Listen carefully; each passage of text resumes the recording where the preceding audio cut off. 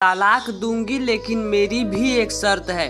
एक दर्द भरी कहानी। जब मैं रात को घर पहुंचा तो मेरी पत्नी ने खाना लगाया। मैंने उसका हाथ अपने हाथ में लिया और कहा, मुझे तुमसे कुछ जरूरी बात कहना है। वो शांत बैठकर खाना खा रही थी। उसकी आंखों में कुछ दर्द सा नजर आ रहा था।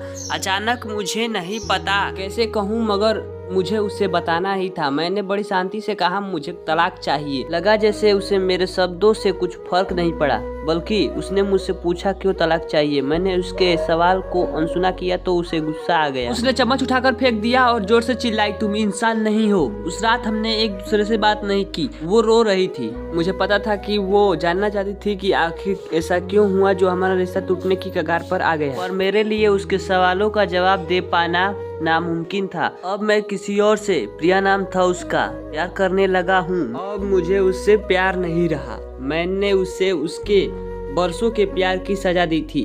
भरे मन से मैंने तलाक के पेपर तैयार किए। उसमें लिखा था कि वह पूरा घर, कार और कंपनी की 30% शेयर ले सकती है इस तलाक के बदले में। लेकिन उसने उन पेपर्स को देखा और उनके टुकड़े टुकड़े कर दिए। वो औरत जिसने मेरे साथ जीवन में 10 साल बिताए थे, वो मेरे लिए अनजान हो चुकी थी। मुझे इन 10 सालों का जो उसने मेरे लिए बर्बाद किए, मगर मैं क्या करूं, जो हो चुका उसे मैं बदल भी नहीं सकता था, क्योंकि मैं किसी और से अपनी पत्नी से भी ज्यादा प्यार करने लगा था। आखिरकार उसके सब्र का बाधा टूट गया और वो फूट फूट कर मेरे सामने रोने लगी। मेरे लिए उसका रोना एक तरह से उसकी रिहाई की तरह था। तलाक की ये बात जो कई दिनों से मुझे परेशान कर रही थी, अब बिल्कुल साफ हो चुकी थी। अगले दिन मैं घर काफी लेट आया। मैंने देखा कि वो टेबल पर बैठकर कुछ लिख रही थी। मैंने शाम का खाना नहीं खाया था, लेकिन फिर भी सीधे ऊपर जाकर अपने कमरे में सो गया, क्योंकि पूरा दिन प्रिया के साथ रहने और कई जगह घूमने के बाद मैं थक गया था। वो शायद रात को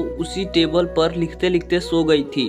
सुबह उसने तलाक देने की शर्तें बताई। वो मुझसे कुछ भी लेना नहीं चाहती थी। उसे सिर्फ तलाक से पहले 1 महीने का समय चाहिए था। उसने आग्रह किया कि इस 1 महीने में हम दोनों वही पुराना वाला जीवन जिए जितना संभव हो सके, क्योंकि आने वाले महीने में हमारे बेटे की परीक्षा है। वह नहीं चाहती थी कि हमारे टूटे रिश्ते का प्रभाव उसकी पढ़ाई पर पड़े। मुझे भी यह ठीक लगा, मगर वो कुछ और भी चाहती थी। जैसे शादी के दिन मैं उसे उठाकर अपने शयन कक्ष तक ले गया था, उसी तरह हर रोज 1 महीने तक मैं उसे शयन कक्ष से उठाकर प्रमुख द्वार तक ले जाऊं। मेरे चेहरे पर एक मुस्कान थी। मैं ऊपर अपने कमरे की तरफ भाग कर गया, लेकिन तब तक वह मुझे छोड़कर इस दुनिया से जा चुकी थी, हमेशा के लिए। वो कई महीनों से कैंसर से लड़ रही थी, लेकिन मैं प्रिया के साथ इतना खोया हुआ था कि कभी ध्यान ही नहीं रहा। उसे पता था वह जल्द ही मुझे छोड़कर जाने वाली है, इसलिए वह मुझे और मेरे बेटे के रिश्ते को टूटने से बचाना चाहती थी। मैं नीच उससे तलाक लेना चाहता था, लेकिन फिर भी उसने मुझे अपने बच्चे की नजरों में एक प्यारा पति और पिता बना दिया था।